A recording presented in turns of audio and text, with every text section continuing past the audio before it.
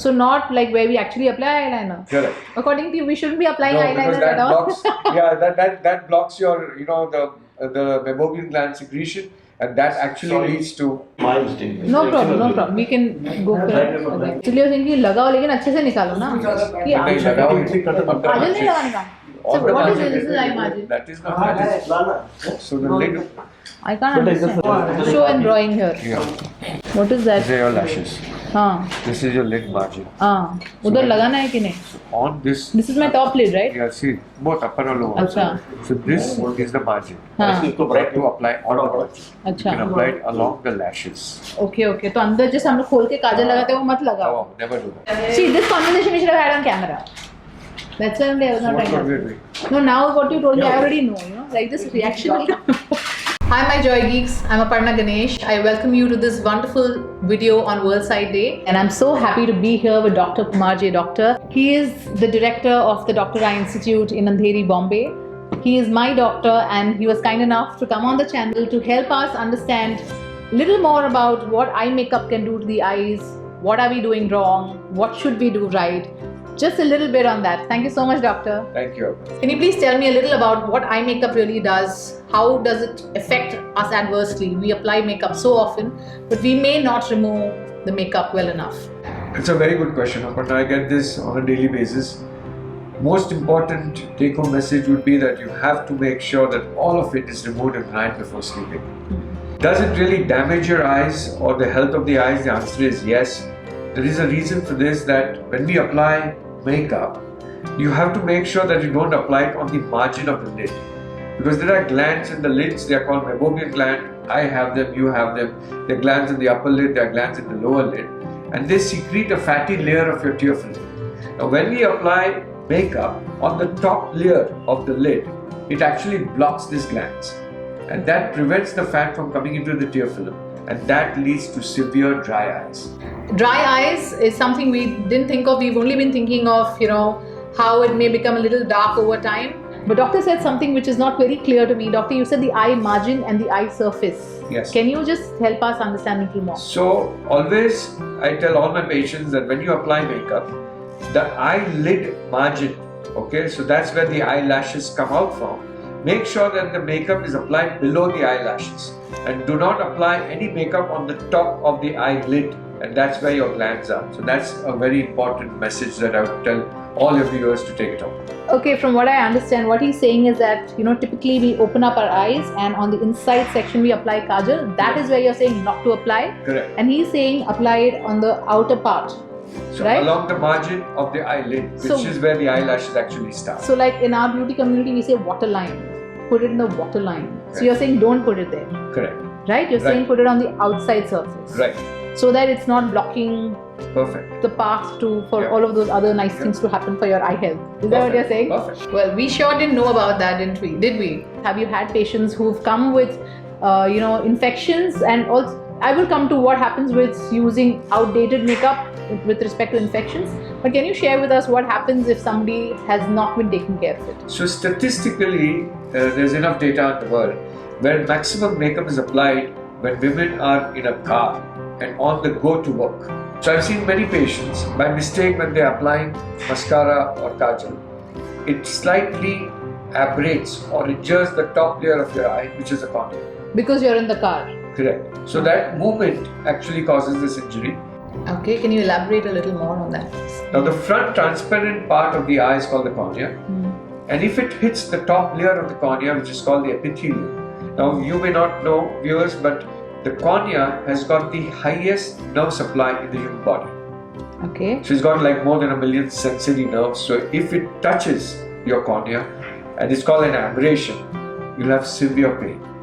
So the patient comes in with watering, redness, severe pain, and the history given is try to apply something in a jerky car, and this is what it led to.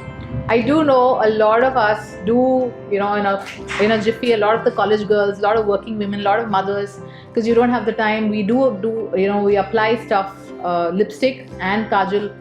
I didn't think of this earlier, honestly, doctor. I was only looking at, eye infection and not removing and all of that. This is a new insight. I'm sure a lot of you also may realize that, it's not the safest thing for you to do. Because I've not personally got hurt, but he's saying that so many women have come with injuries. I think we should just be safe. Also, doctor, can you help us understand what experiences you've had when patients have come with eye infections or with residue of makeup in the eye? I think you had mentioned it to me in one meet where you said what the effect was because somebody had left the makeup on and slept off with it. What happens over a period of time? So what is important is one can develop an allergic reaction to the makeup itself, and that can cause something called as allergic dermatitis. So it's basically a skin reaction around the eyes if you leave the makeup on for a long time. And what the patients come with is redness along the lid margin. They have itching sensation, and that's a reaction to the makeup which has been left for so many number of hours. And this, if it happens, of course there's a treatment, but the first thing is you have to stop the makeup. Ooh, that we wouldn't want. We definitely don't want to not have makeup on. So make sure you clean your eyes well, like doctor is saying. He's explained so beautifully about what that does. So if somebody has an eye infection, okay, they've already, I know a lot of women know very well, educated women know very well that you shouldn't sleep with makeup, but still it's a practice being done. Some of them even end up sleeping with contact lenses. That's another subject altogether. But if they do sleep with that, they have an eye infection, and without even realizing they have an eye infection, if they use a kajal or any eye product, then the infection passes on to the makeup product? No, so what happens is if there's an eye infection, again the patient will have severe pain, watering, redness, but it can be disastrous for the eyesight. So you can lose eyesight, the quality of eyesight may really drop. So that may be very, very bad for the person who applies the makeup. So again, the same thing is remove all of it. Make sure if you're wearing contact lenses, you have to be more gentle in applying the eye makeup, and never ever splash tap water in the eye to remove this makeup. Because that's, again, you're not in America, right? So you go to the US, you open the tap, take the water, drink it, and it's fine. But you can't do that in India. So important is do not use tap water to remove this makeup. Okay. So what would you advise? How do you suggest us to, what is the best way or the gentlest way to remove eye makeup? So you can boil the water, let it cool down, use cotton with that water to clean, one option. If it doesn't come off, use baby oil. That's known to help. I don't have much experience with eye makeup, but this is what I have advised, whatever little knowledge I have, and this is how it really works. So doctor, I would like to quickly sum up with what you said. A was, of course, don't sleep with makeup at night. He has seen severe infections and sensitivity increases, and the power of your sight is questioned. I mean, is at risk if you sleep with makeup on, right? It's not really the power. Power means the number. What can happen is if the infection happens on the cornea, your quality of eyesight may drop and you may lose vision. And it's a permanent loss. Lose vision altogether, you Yes. mean? Okay, I got it as your number will increase or your quality. Okay, that's even worse. So that do not travel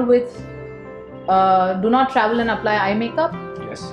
Do not use water to remove eye. Do not use tap water to remove eye makeup. As you mentioned rightly, the take-home message would be that make sure that whatever makeup you apply is along the margin of the lid, and not on the top of the lid.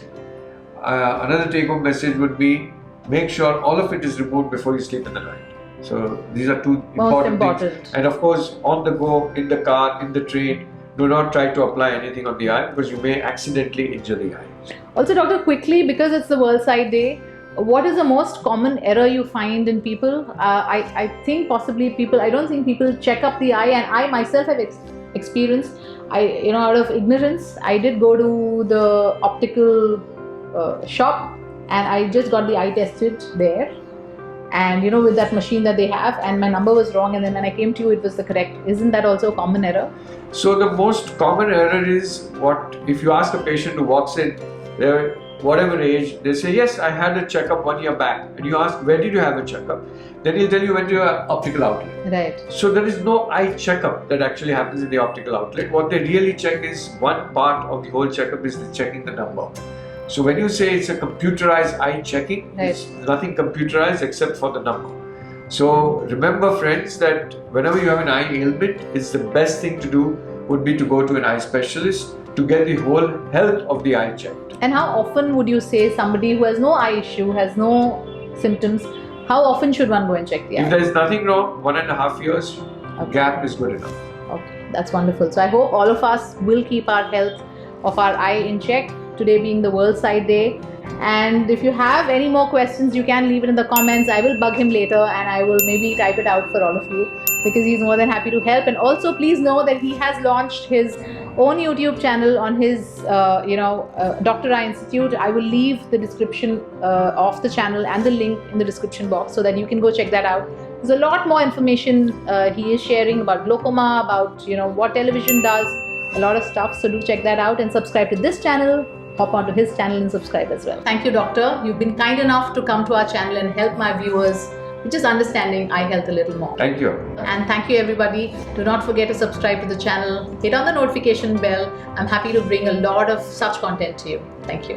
And today's shout out goes to Romani Sahu and Ash Sharma. Thank you so much, folks. If you would like to get featured on my channel, just leave your comment with #JoyGeeks and I'd love to feature you here. It is incredible how I get to interact with you in the comments, and I so totally look forward to doing that. And you can go ahead, click on one of these videos you see on screen and enjoy more videos on JoyGeeks. Thank you. Bye.